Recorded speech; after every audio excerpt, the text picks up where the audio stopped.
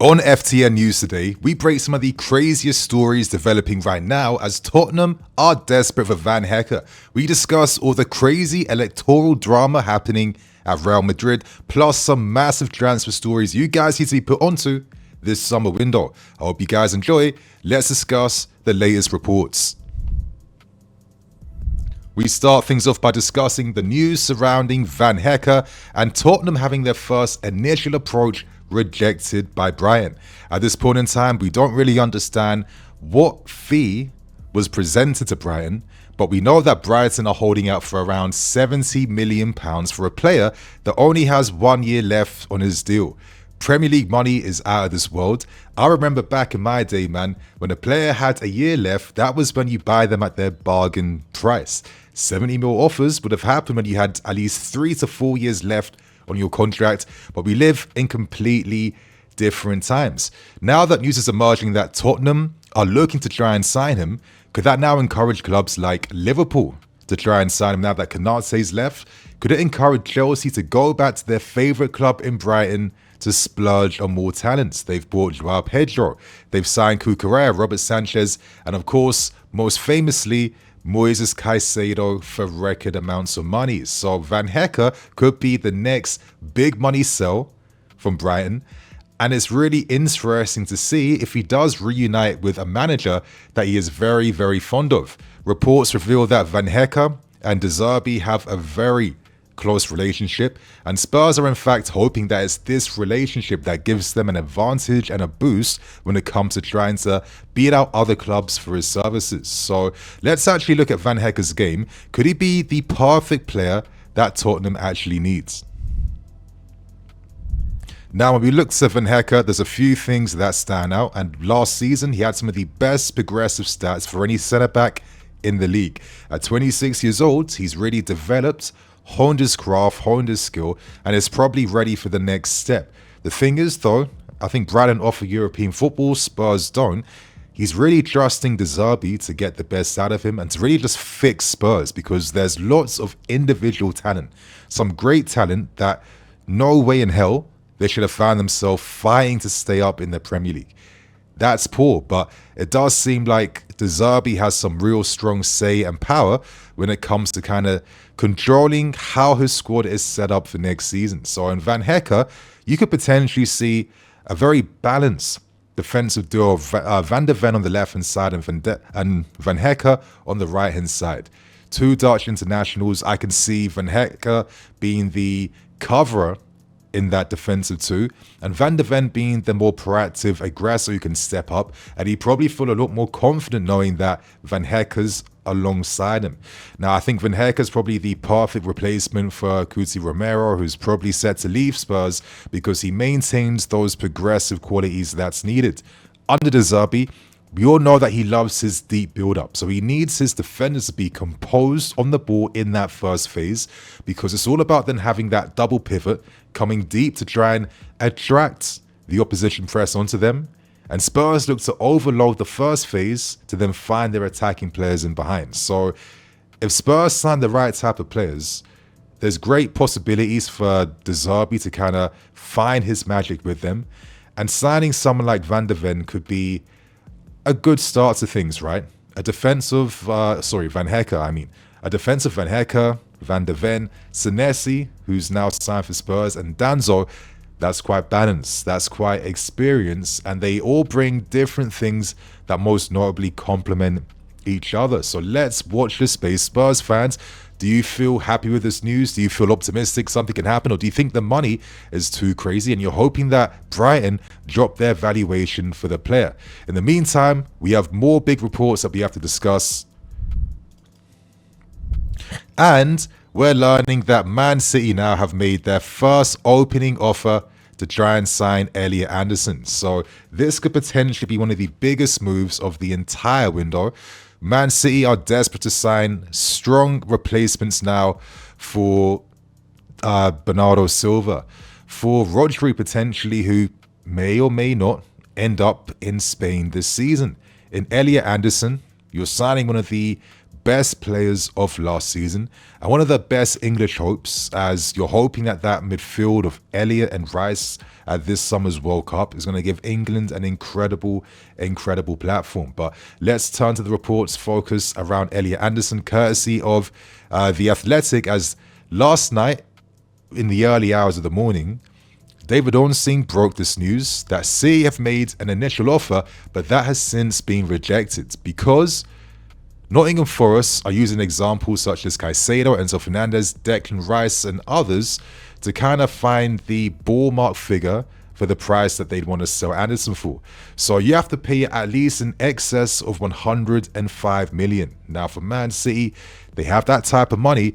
Now Forest owner Mariakis is someone to not play with when it comes to negotiating. It was revealed that himself and Man City's owner did hold conversations in Budapest last Thursday around a potential move and the figures it's going to take.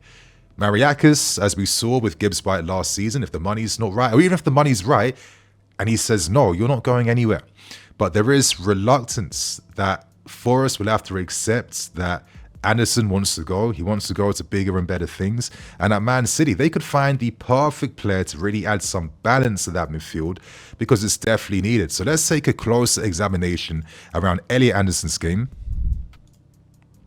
And whenever I think about Elliott Anderson, for me, he just typifies what it means to be an all-rounder in midfield. He is literally like Kante-esque in regards to how he just encompasses the entirety of midfield.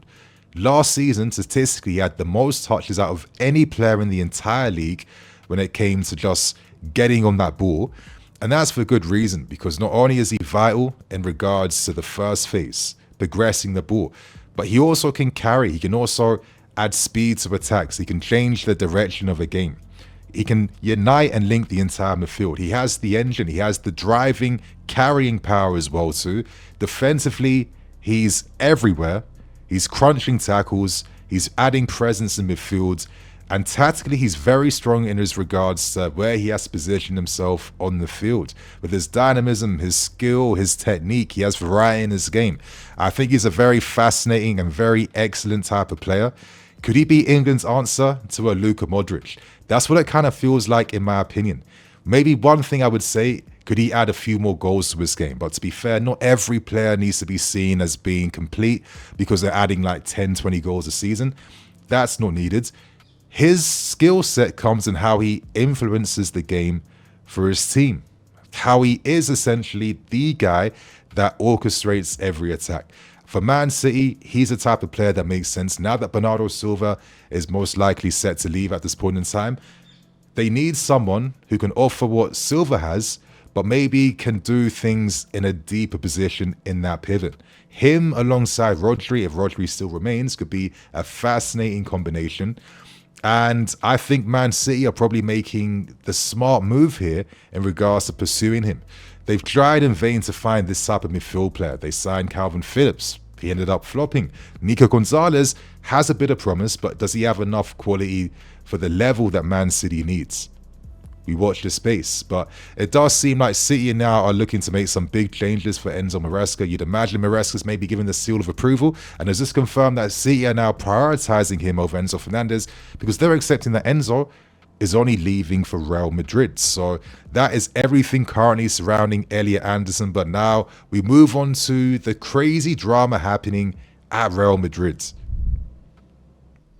Now, there's so much news to cover surrounding Real Madrid right now, but to start with things, let's focus on the news that Madrid now have agreed to sign both Konate and Dumfries on 4-year deals. They've got the okay, they've got the let's go, and they're going to be the two first additions for Jose Mourinho potentially if Florentino Perez wins the election race on the 7th of June. So these players are going to be massive, important figures for that Real Madrid defense. And there's even a notion that potentially Real Madrid could look to add new defensive reinforcements into their team. So it's definitely something to watch out for. Real Madrid are getting sick and tired of losing out on their La Liga dominance to Barcelona these days. And I think Dumfries and Konate, you're signing two world-class players for what? Under £20 million, for 20 mil euros. Only Real Madrid are able to get these types of deals because of the pull power and legacy position they have in this game. So yeah, good news if you're a Madrid fan, and Florentino Perez is even suggesting that Real Madrid could also still be in the market to add with another defender. So a lot of things are happening as they get ready to try and just, end this recent mini dominance of Barcelona in La Liga. But anyway, we do have some more reports and stories to get through involving the presidential candidate race. Now, the challenger to Florentino Perez's reign is someone called Enrique Riquelme. Enrique Riquelme has made his money, his fortunes as a businessman. He is the founder of Cox Energy, which happens to be a renewable company. And he's making some incredible, bold claims, suggesting that if he becomes the Real Madrid president, he's already secured 2 superstar signings to join Madrid for next season. Rumors are to be believed that they are Rodri from Man City and Erling Haaland as well too, which is an outstanding claim. He's also claiming that if he becomes the Real Madrid manager, he has an agreement in place for a superstar manager, and the rumors suggest that this manager could be none other than Jurgen Klopp. So let's watch this space here. But he's under much controversy now as Man City aren't very happy with him, threatening to sue Real Madrid because of a recent interview in which Enrique Riquelme was spotted holding the new home season kit of Real Madrid with the name of Erling Haaland behind. So these are some crazy strong suggestions that Haaland can come here. I feel like I have to provide some context around why I feel like this is absolute cap.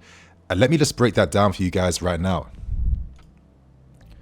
Now, if you guys are forgetting, Erling Haaland signed probably the biggest contracts in world football, signing a 9.5-year deal to stay at Man City.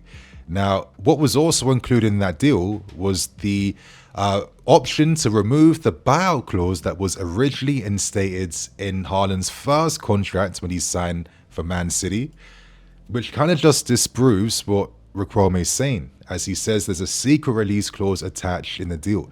Now, if Erling Haaland has basically got his City future secure now for the next 10 years, how much money would it cost in terms of a transfer fee if he really had like proper ambitions to sign Haaland? We're talking about maybe, what, £250 million, £500 million? That's crazy money.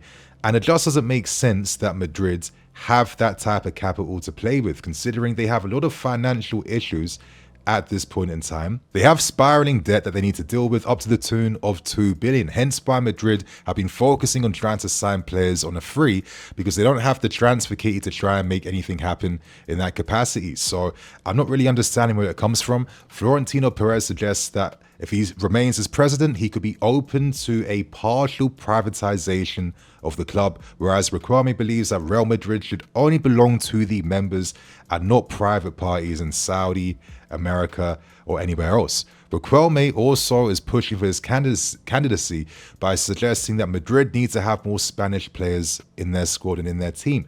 It's too international right now. So we're going to get a lot of answers when the election process finds its victor on the 7th of June. And at the moment, man, I can't see it being anyone else other than Florentino Perez. For me, I feel like this Riquelme guy is kind of giving me Kendall Roy type of energy. If you guys watch Succession, you know exactly what I'm talking about. I feel like it's just a lot of big, bold claims. He's doing everything he can with his resources to try and just, stop this old magnate in Florentino Perez, who's just been like this legacy figure at the club forever now. I get it. It's another story of, old men with power not wanting to relinquish that power. But I feel like he's just moving in such a mad and distorted fashion with too many bold claims. And I think for me, the reality simply is, how does it make sense for Real Madrid to actually have Haaland in their squad? What, Haaland and Mbappe together, then you're filling in Bellingham's and Valverde's and Vinny's and Goulet's and Tchouameni's. I mean, unless football is going to change next season and there's going to be like 11 outfield players on the pitch, this is literally going to be a headache for any and every single manager, because balance is just impossible when you have that much star power. Now, listen, for the books, short term, it's going to be great to have Haaland and Mbappe together. But no serious manager will find like a working system to utilize them together unless there's going to be some big changes made at Real Madrid. So yeah, let's watch this space. As we know, we're going to get the final outcome to this matter on the 7th of June. And at the moment, man, my money currently is on Florentino Perez keeping his reign at the club. So let's now end things with the final big story. And we discussed the latest news developing surrounding Leicester City's wonder kids in Jeremy Monga. Jeremy Monga is seen as the new Doku. 16 years old. He's played a season's worth of football for newly relegated Leicester City. And we're learning that Arsenal now are making big attempts to try and get a deal wrapped up and secure him. I think it's a very ambitious move. Arsenal are thinking about not only just the short term, but the medium term and the long term as well. And they're hoping to push through a deal up to the tune of 10 million, even though Leicester City are hoping to earn around 50 million as they've just been relegated. Now, there could be a potential tribunal process to determine like a final fee. So it wouldn't surprise me if maybe it would be 10 million plus add-ons on top to get this type of deal over the line. But yeah, Jeremy Monga, he looks very exciting. He looks very talented. We have more information coming out too from Ben Jacobs, a reporter. Monga is very excited about the possibility to sign for Arsenal. So as I like to do, man, I like to show you guys the clips of these players as I discuss them so you can kind of see them in a better and more detailed perspective. Now, Jeremy Monga is doing rare things that you don't typically see for players his age. He made his debut actually in the Prem at 15 years old for Leicester City. And once they got relegated, it was obvious that he would be one of the first team stars in the Championship. But I think when you look at his game, what really is outstanding about it is just how physically ready he is. Similar to someone like Max Dalman, it's not very often. It's very rare that players who are 15, 16 have the physical capacity to play at this type of level. The Championship is ridiculously physical. It's very intense. It's a long-ass grind. You've got like, what, 43 games a season plus cup games. It's a lot. It's a lot. And in 37 appearances, he got, I think, 2 goals and 1 assist, which is fair considering his age. But some of the details I like about Monga is that already he's shown that he can ride challenges. Already he's shown that he can receive back to goal. He can embrace and anticipate when contact is about to be made, and he is not slipping on the floor. He's not falling over. He can ride these challenges. You don't see that all the time. It's a very rare thing, and it tells you that he's more physically ready right now. And when you have that physicality already, it means that you can now just focus more on the technical parts. Yes, he had a bit more physicality, he put on a bit more muscle mass, but he's already of that level where he can focus on improving the tactical side and improving the technical side. And this is the type of player that Arsenal would love to have in their team. Eventually, they need to have that big boy Martinelli successor on the left-hand side. So why not kind of like build your own star in a Jeremy Monga who has a lot of personality and traits similar to a Doku from Man City. So it's a really exciting bit of news if you're an Arsenal fan. You've just won the Prem. You've got fortunes right now. Moves like this are responsible type of moves. Take advantage of the desperation at Leicester City by signing one of the best young English talents. And who knows in the future, in the next 3 to 5 years, could you see Monga on the left flank and Darman on the right flank? Not only for Arsenal, but maybe for the national team as well too. So let's watch this space. But anyway, my friends, that's all the big stories today. If more big reports come out today, make sure you guys are locked in on FTN News. I'm here to break down everything that's happening in the Premier League and Europe's biggest stories. Hope you guys enjoy. See you later. Cool.